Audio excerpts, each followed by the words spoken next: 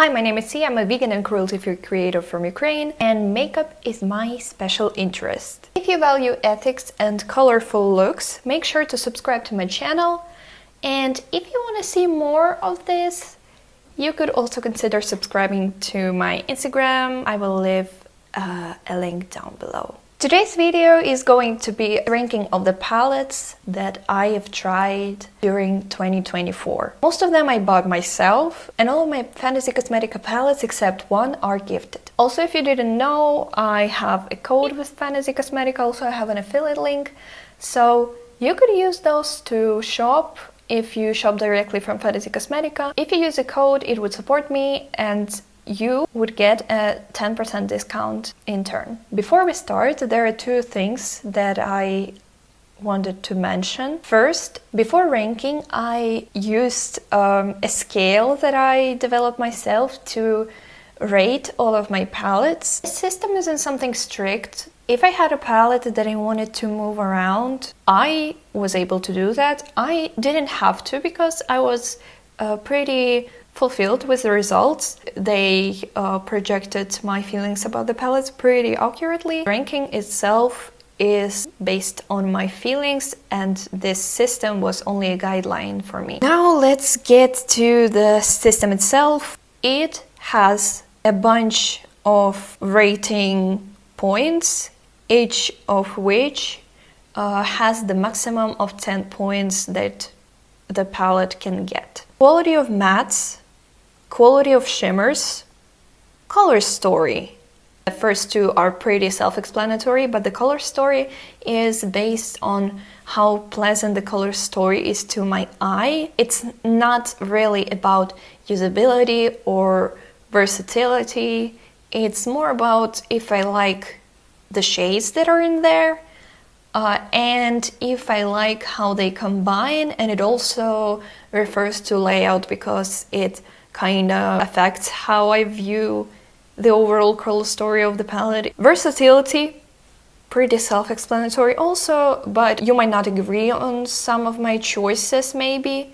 I, for example, don't consider palette less versatile if it has a bunch of colorful options, but there is no way that I could get a more like muted and neutral look from it. I still consider it a pretty versatile palette. I don't really have monochromatic palettes in my collection yet, but I can see myself, based on some palettes that I've just seen online, see how monochromatic palette could be a versatile one, you know. Design. This includes cover art, how pleasant it is personally to me, how pleasant the packaging is to the touch, shape of the palette. Then the bonus system. I'm gonna tell you which ones at how many points. I don't know actually how to build this sentence. The points that you get from different types of bonuses vary. So some of them is +2, some of them is +1, some of them +5. So I'm gonna tell you which ones are which. Of course, as a lover of sparkles, I needed to include a bonus point for special shimmer shades. I kinda upped my plank for which shimmers I consider special. Some of the palettes that I didn't give this bonus to actually have shades that are usually considered special shades, but I mean like the most special. I understand how absurd this sounds, but like very super special, most special, the bestest. This bonus gives +5 points. I am very generous with this one. Oddly specific one is bonus for having purples in a palette, and it's +5 as well, because I love purples. If the palette has purples, it's the palette that I know that I'm going to go back to. By the way, check out... Oh no, she left. Then we have +2 points for a unique shade. It just refers to the colors that I don't have or they are underrepresented in my collection. I'm gonna skip this particular bonus because all of the palettes that I tried this year have a unique to my collection shade. Then a blush, and it's +1. And it refers to a palette having a shade that I can use as a blush. Highlighter category. I love it, but I will skip it because every single palette of these has the shade that I can use as a highlighter. I have a compactness bonus, it's +5. I am gonna skip it because none of the palettes that I've tried this year are particularly uncompact. I consider compact palettes to be less than 30. And the biggest palette that I've tried this year is 24, so. And then I also have a fine, so it's like a bonus, but I'm gonna minus points, and it's unpracticality. It might seem too excessive for just the palette ranking. And there is a second thing that I want to mention before we go into the ranking, and that is one of the palettes is excluded from it. That's because after getting it, I found out that the brand's values are pretty meh, very meh.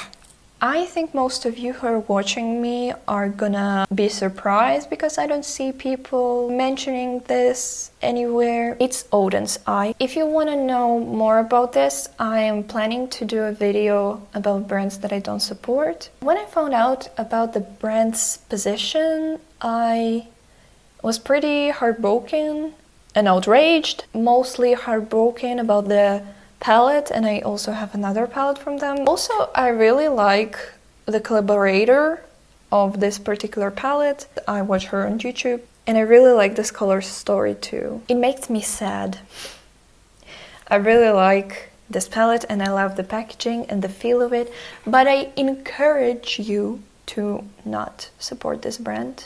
There are enough unique and beautiful and quality products out there on the market, especially the indie side of the market, so that you don't have to sponsor them. A little spoiler, what I have on my eyes is the top 3 of the palettes. Now you can see the close-ups of the look, but some of the shots look a little bit awkward. Have you guessed which these are? Technically, the Odin's Eye Little Ghost palette is the 9th place, minus Eternity place for me, referring to the brand's attitude. Technically 9th place. So palette number 8 in the ranking is Botanical by Beauty Bay. I love this palette. When I've seen this, I knew that I had to get it. Here's the color story. I really like this palette. I think Beauty Bay really stepped up the formula, even comparing it to the Dark Fantasy. Even though it's towards the end, it's not the worst. I just like the other ones even more and more and more and more. Love this. Place number 7 is Betty Boop by Glamlight. It's my first Glamlight palette. Really like the packaging, the feel of it. I wasn't expecting to decide for this one to be my first palette from Glamlight. I kind of was thinking about trying them and I was thinking what should it be, but I feel like this one is pretty unique to my collection. I love that it has a side that's more neutrals but interesting ones, and this one is more reddish pinkish. The shimmers, they aren't particularly duochromes, maybe except for this one, but they still have different sparkles mixed into them. On the 6th place we have Wizard by Fantasy Cosmetica. This one was gifted to me by Fantasy Cosmetica. Here is how the color story looks. Love that it has very deep mattes and very light mattes. Fantasy Cosmetica shimmers, I'm just in love with them. I haven't used this too many times to know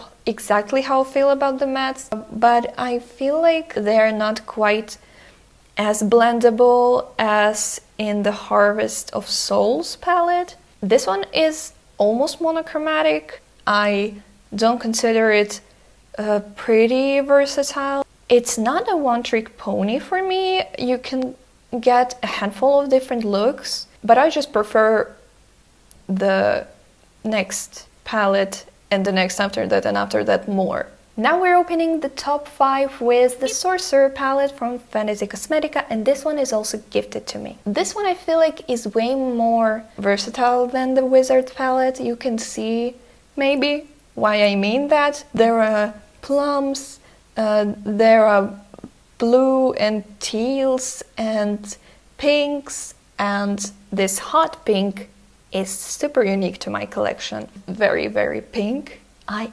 adore that. I really lacked such kind of shimmers in my collection.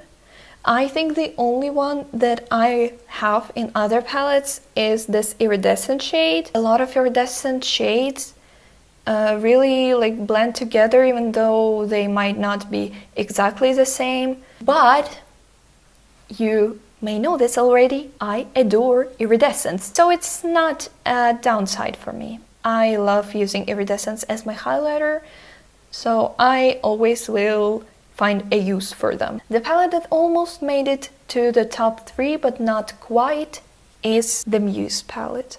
If we ignore Odin's Eye, I really encourage you to. This is my first indie eyeshadow palette. This is very inspiring. Look at that beautiful color story. It's grungy, it's earthy and grassy. It has beautiful undertones of neutrals here. It has beautiful shimmers. The only shimmers that I'm not as impressed with are this purple shade. I'm not sure if you can see that, but it's dry and not a very reflective one, not a shiny one. The green has a similar formula to the purple one, judging by the look and feel of it, but I think that it makes more sense for the deeper shimmer to have the texture and the look like this. I'm not as mad with this one, but this one, it's a missed opportunity for me because I love purple and I like sparkly, shifty, iridescent, reflective shimmers, and this one is neither of these. Anyway, I still really like this palette and I've used it a lot. Now it's time